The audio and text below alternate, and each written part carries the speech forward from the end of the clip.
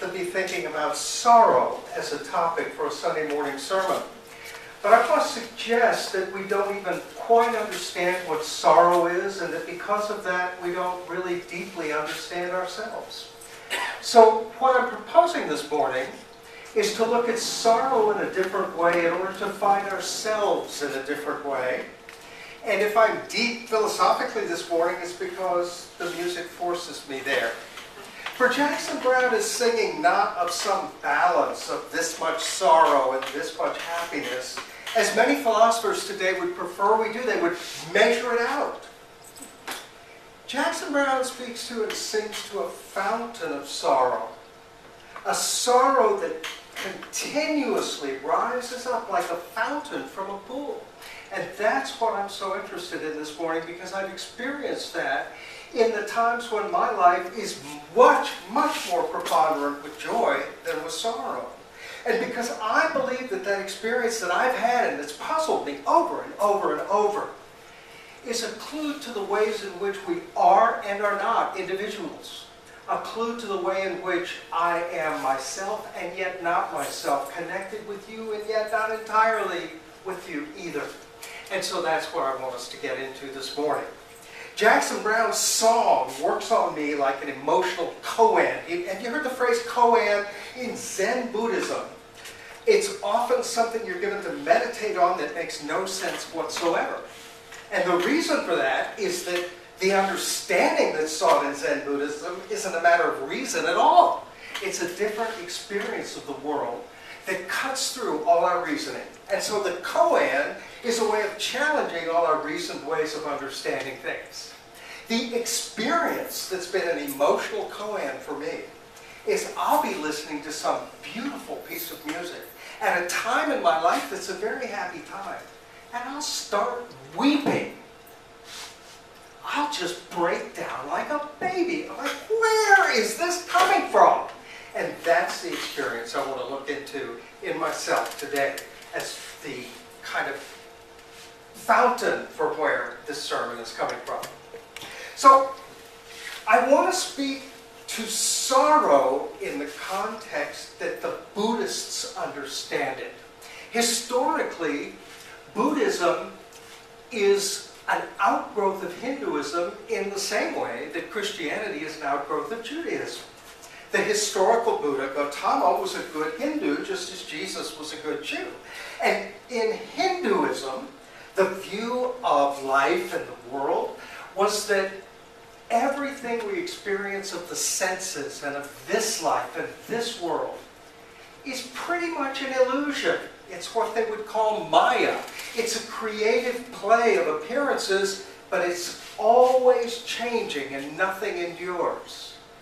If there's a real underlying truth, that would be a truth of timeless spirit, of Brahman, and our true being could only be found there. And yet, in our play of creative, worldly, embodied being, we get attached, we get connected to these different things in a way that creates karma.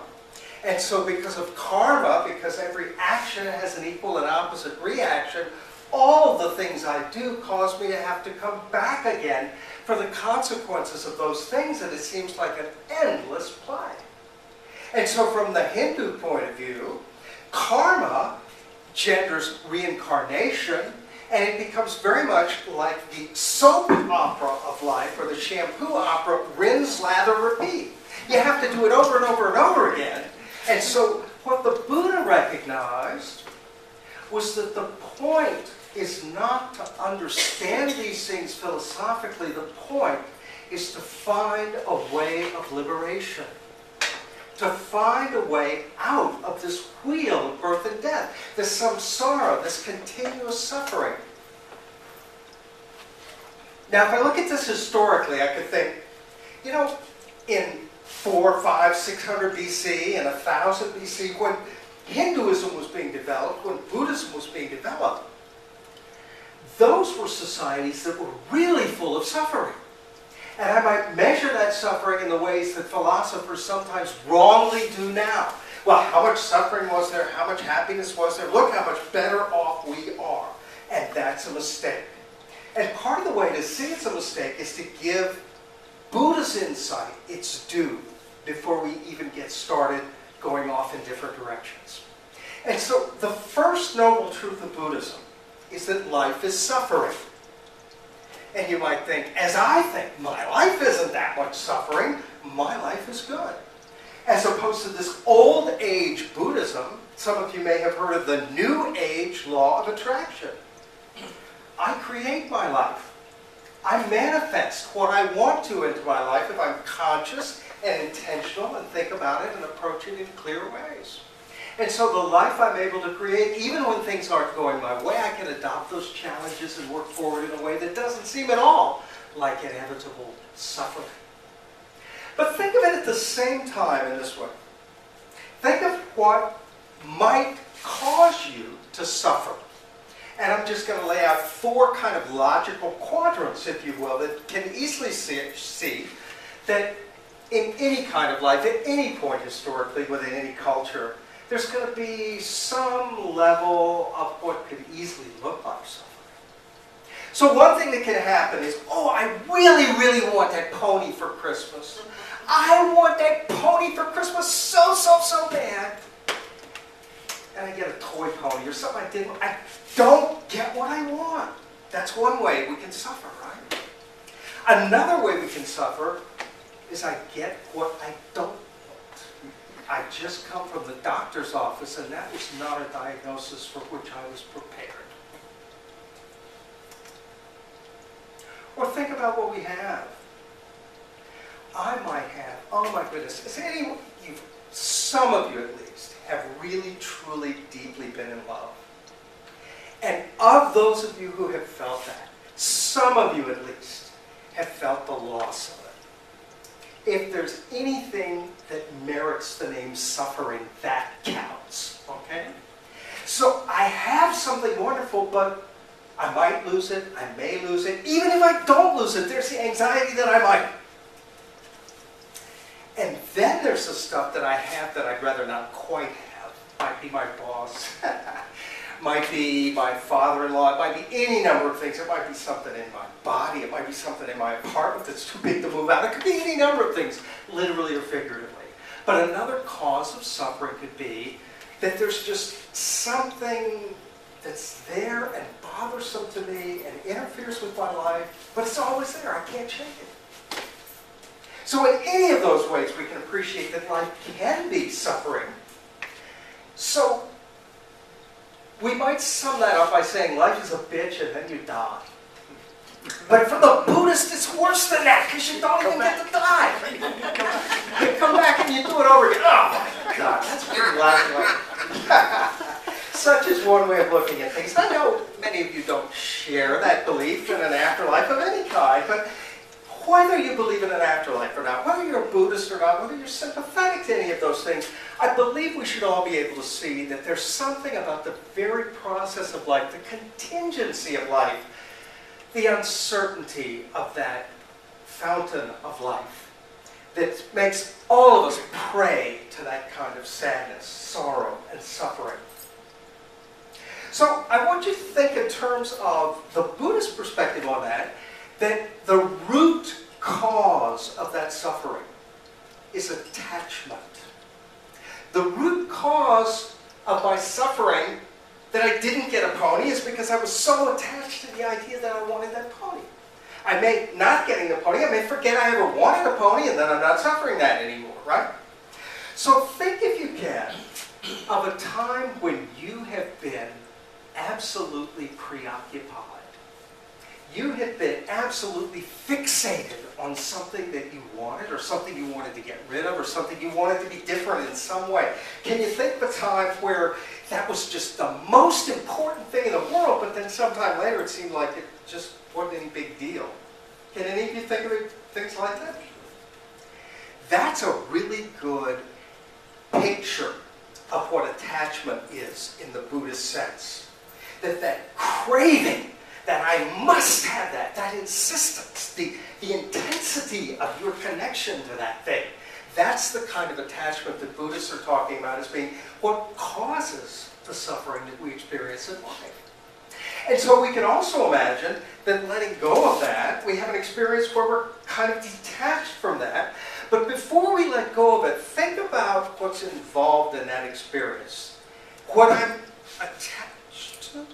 I'm becoming detached from my microphone. I'm going onto a Buddhist wavelength, but I'll be back. Am I now back on? Yes, I'm back on an embodied, wired wavelength.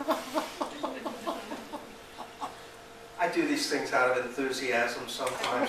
Whoops, now the battery's about to lose. Yeah, life is fun. See, you just can't predict it. Which is exactly what I was about to speak to. And I did that quite well on purpose, but it's true. What I was about to speak to is that when I get attached in that preoccupied way, I'm owning something.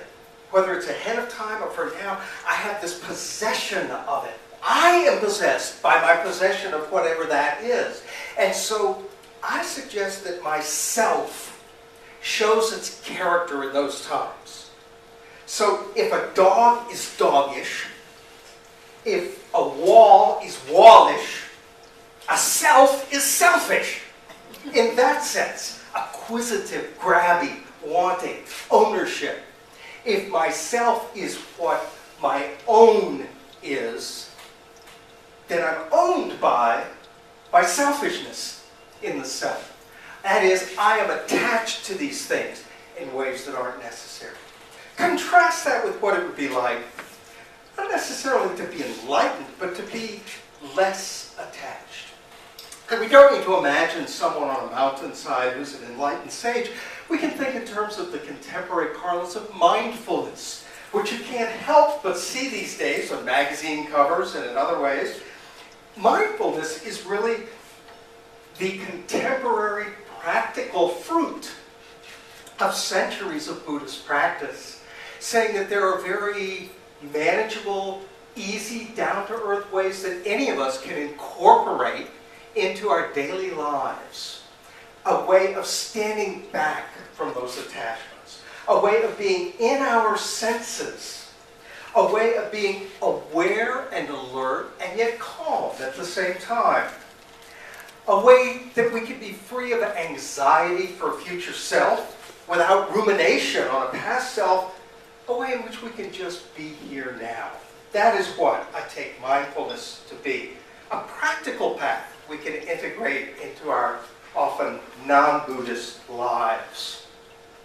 So whether or not we believe in reincarnation, samsara, whether or not we even believe in enlightenment, I think we're led back to that enigma of the self. Because sorrow takes us to that question of who is it that's suffering? And so I ask you, who are you?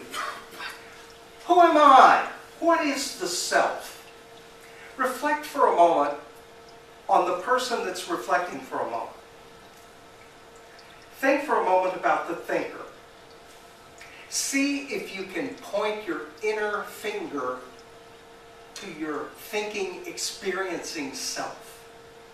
You say, well, it's my body that experiences and this and the other, so you can point to your body, and certainly that's one aspect of it, and yet, when you're asleep, there are all kinds of things that happen that seem to be part of you, but not necessarily connected with this body in the same way.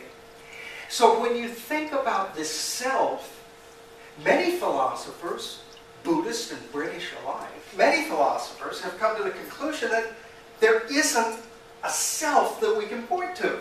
There isn't a substantial something, like I can point to this, I can point to this, but I can't quite point to the self that makes me who I am. So to think about that in Buddhist terms is to be aware that there is no permanent essence of the self. There are only these moments of awareness and experience that are linked through a flow of time, through a fountain of life. And that the continuity of those experiences, that is the me. That there's not something behind it, as the Christians might believe, for instance, in a soul. Can you imagine that way? Can you imagine that the self isn't a real thing in that way? Okay. Something else about the Bodhisattva I would mention right off the bat. If we have lived perhaps thousands and thousands of lives, I say something else about the Bodhisattva, but I forgot to tell you what a Bodhisattva is. So let me back up a moment before our thousands and thousands of lives. One of the biggest divides in historical Buddhism is between the traditional Buddhism of the Theravadan school, which is predominant in southern Southeast Asia in particular, and holds that if we follow the text pretty closely, the goal is enlightenment, but we don't have the same emphasis on compassion for others in the acting out of experience that other forms of Buddhism evolved later. The later evolutions, the Mahayana school in particular, really works, in my opinion, from the whole concept of enlightenment. If the self is an illusion, who is it that gets enlightened? If the whole point is to be released from suffering, if the point of life is to find salvation, nirvana, enlightenment in that sense, who is it that becomes enlightened? If all along that self that seems separate was an illusion, and the real truth of all of us is the one Brahma, the one spirit, how could an individual be enlightened as an individual? So the way this unfolded in Mahayana Buddhism is that at the point of enlightenment, the enlightened being can choose whether they're going to go off into some enlightened state or whether they're going to come back and be with other unenlightened beings. Now this makes sense. What I was just saying is not a logical contradiction, and here's why it makes sense. You don't get enlightened between lives off in some heavenly place, although there are lives that are heavens and hells. You get enlightened in a world.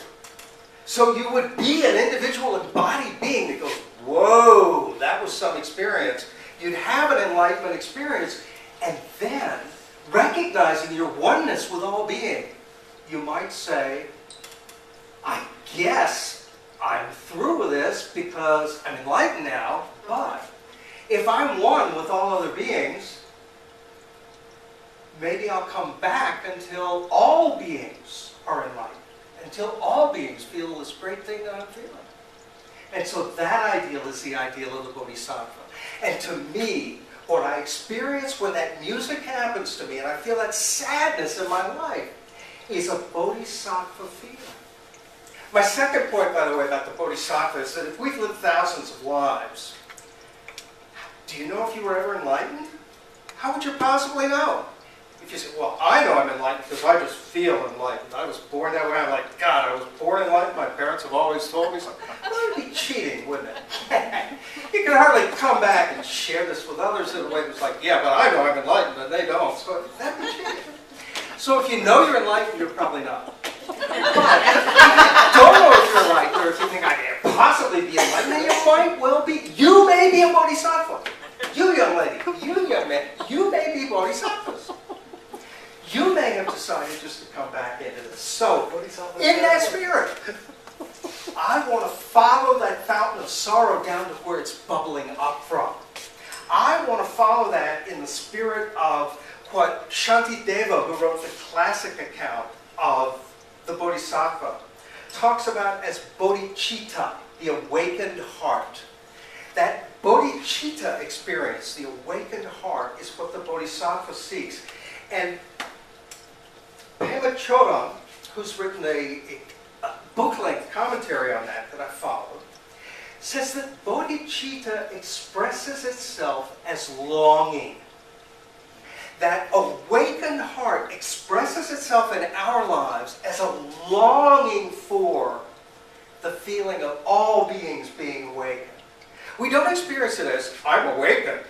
That it's expressed and experienced in our lives as that longing, which is exactly what I'm speaking to in the Fountain of Sorrow experience.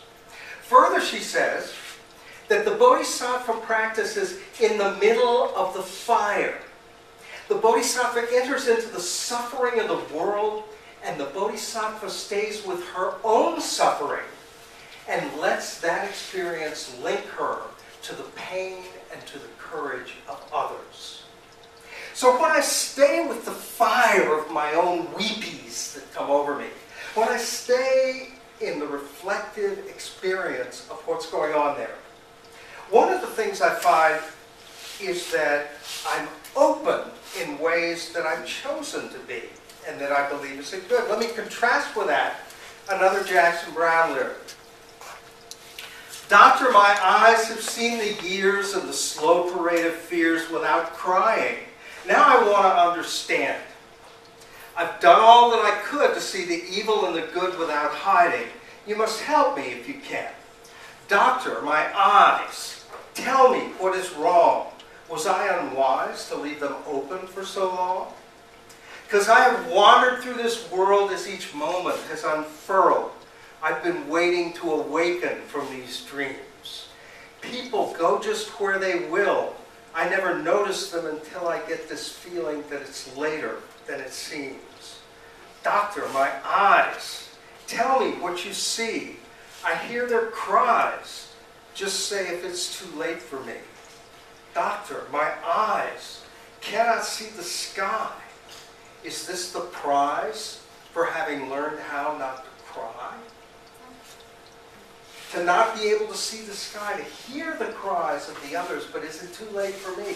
That if I seal myself off from those tears, that's the song of a different point of view.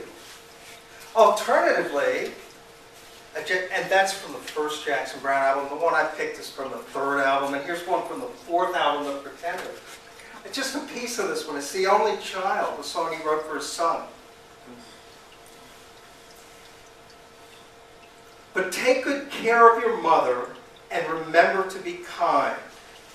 When the pain of another will serve you to remind that there are those who feel themselves exiled, on whom the fortune never smiled, and upon whose lives the heartache has been piled. They're just looking for another lonely child. So there, it's like when you're feeling that sadness, when you're feeling that, be connected with that other only child, that other lonely child, that person who's feeling what you're feeling. So I want to kind of in a broad way, quickly go through three different possibilities that I think could be going on when I experience this feeling of sadness, just listening to music, and it comes over me, it's like, this is not my sorrow.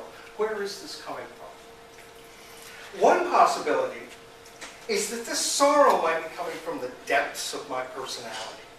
If you've read Freud, or if you've read Jung, or other psychoanalytic theory, there are all kinds of ways that there could be repressed contents of our personality that we really don't have conscious access to, but that are still very much a part of who we are.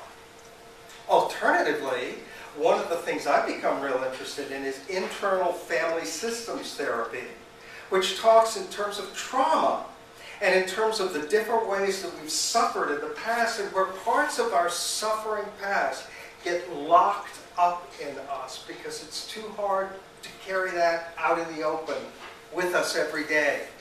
So we take a part of our sorrow and lock it away inside ourselves, but it's never gone, it's always part of us. So maybe that's what's involved at a personal level. A second level that's possible is that the sorrow I'm feeling may not even be my own. We believe in the interdependent web of which we're a part. I'm connected with everybody else. As the earlier reading brought out, we all were born in a house we did not build. We're all dependent on other people.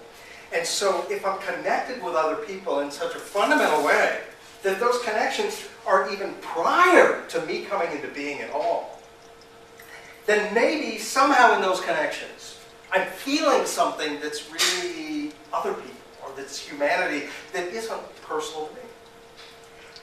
A third possibility is that when that sorrow bubbles up in the fountain of my life,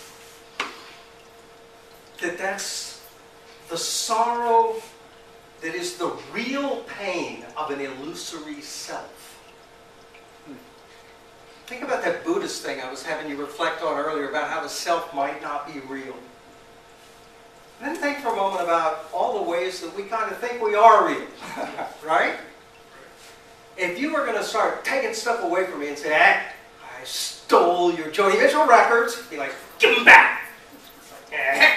I stole your identity, including your financial identity and your social security number. I'm in trouble.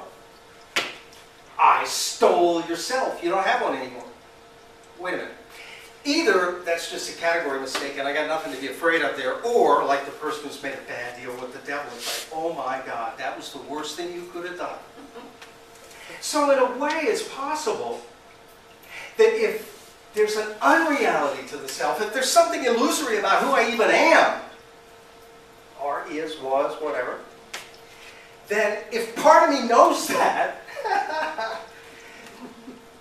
if part of me knows that I'm not entirely real, then that could be disconcerting. And there could be this contrast within me that could really get sort of hard to describe. So as a philosopher, I'm going to say, there could be three different levels going on. One level could be that when that sorrow comes up in me, it's coming up from my personality. Okay? From how I grew up, old stuff in my past, other things that are built into who I am as a unique person. Or, number two, it could be coming up in terms of my empathy for others in this interdependent web. So it might be personality, it might be empathy, or thirdly, it might be what a philosopher would call ontology. It might be the non-being at the heart of my being. Well, there's something just any of us can talk about quite easily and readily, right? In other words, it might be that I'm aware at some level that I have no foundation. Now, I want to get out of the realm of philosophy long enough to get into a realm that I think makes sense of this in ways that are absolutely profound for how we understand who we are. And I want to start with the fact that in the course of evolution, Homo sapiens got to have too big a brain to fit in a head that could be born when it was mature. We can't be born when our brains are fully developed because there's no birth canal we could fit through that could be evolved as quickly as our heads expanded to fit that big brain. Does that make sense? That's kind of practical and down to earth, and those of you who've given childbirth probably think, yeah. So I want to suggest that being human, in the sense of Homo sapiens, involves two things that are really important. One is that we have big heads with big brains with complicated neural mechanisms that are capable of doing things that, to our knowledge, no other species on this planet has ever been able to do. In other words, all of our greatness is born in that big head. Or at least all of our neural and intellectual greatness. At the same time, because of that, we're born utterly helpless. More helpless than a pony or a dog. We're born utterly dependent on those who nurture us and the communities within which that nurturing might occur. Which tells me that if a baby is born without a formed sense of selfhood, as we're led to believe from developmental psychologists, if a baby is born, in the words of William James, as an experience that's a blooming, buzzing confusion, out of that booming, blooming, buzzing confusion, an individual separates out. An individual becomes aware of her or his separateness. And that awareness of separateness is who we are as individuals, is it not? We're not born with a brain that can be aware of an integrated self as distinct from its world. We can't start there. We have to get to there. So along that path, somewhere, maybe there's half an hour when somebody's saying, let the baby cry. And me, aware of the separate being, is like, oh my God, I don't exist unless I'm embraced.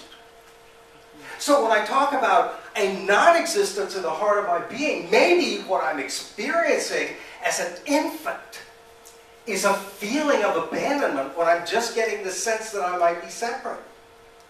Isn't that profound? It is to me, because it suggests the possibility that we are deeply, primally vulnerable because of what it means to be a human being. Because we're born early, we're vulnerable, we're dependent on others in a way that then, now, go back to number one, personality-wise, boy, that's as deep as it gets, right? But now think in terms of number two. Think in terms of the option that what I'm experiencing is the sadness from empathy with others. The developmental psychologist and moral psychologist Paul Bloom has a book that, as soon as I saw his title, I knew I'm going to have to take him on. Because the title was Against Empathy. I thought, well, my God, all right, that's right. And I didn't get more than 3 pages into it. I said, oh, well, that. And so I haven't finished reading the book. I will. I'll do my scholarly due diligence. But here's what he did. Bloom defines empathy as the act of feeling what you believe other people feel. So his against empathy as well, it's much more constructive to be rationally sympathetic than to just get all bogged down in feeling what's up. Well, yeah, of course, duh, hello, stupid. That's not what empathy is, says moi. Maybe etymologically it is. Maybe the sim of sympathy is with and the M of it. It might be. But my point is this. I learned something from his mistake. Not just that he's an idiot to take that as a starting point. What I learned is that what I think of as experienced compassion is a sympathy with somebody where I can relate to the context of their experience without being completely submerged in feeling every single particular of it. I suggest that what Bloom is talking about is what we would call a pathological experience. It's overboard. It is way too attached in the way that he describes it. And I would suggest, in Freudian or Jungian terms, that what makes it pathological is that it's not a conscious identifying, but it's all the power of the unconscious being invested in the total intensity of that experience. That what's overboard about it is that it's beyond the bounds of the relationship between a mature individual and a different mature individual. It goes back to a level that's messier than that and more powerful than that. So here's what I want to suggest. That what I'm experiencing when I go all weepy in a beautiful song is like what he's calling empathy. That it's not the ordinary way of relating in a mature way to another adult or other person's negative experiences. It's getting sucked into that messy, deep level that connects with elements of my own self that I'm not in control in. In other words, I'm getting brought down to that primal level in my own experience that may also be the primal level in your experience. That even that empathy, in the sense that he describes it, is an out-of-control thing that I would no longer describe as empathy. I would describe it as this fountain of sorrow thing that just keeps coming up and up and up and isn't something that I'm consciously choosing. Well, what about number 3 then? I want to suggest that therefore all these things kind of point to the sense of a contrast between the part of me that feels abandoned, the part of me that feels wounded, the part of me that is incomplete and needing, the part of me that is unwhole, the part of me that is a separated individual. And the contrast of that between that and wholeness, the embrace, love, a separation of heaven and earth, a separation of pain and healing. that that's really what's going on in these experiences that I have. And that has its roots in that infantile experience where we know love and we know a feeling like abandonment in which we're not sure we even exist. And I'm not meaning to take a reductive account of that at all. What I'm meaning to suggest is that in that experience that we all share, that's the root of all of our common humanity even, that we're joined in that. And that at any time in our lives where we feel alone, that naked, vulnerable, non-existent aloneness, we're not alone in our feeling of aloneness, is sort of what I want to say.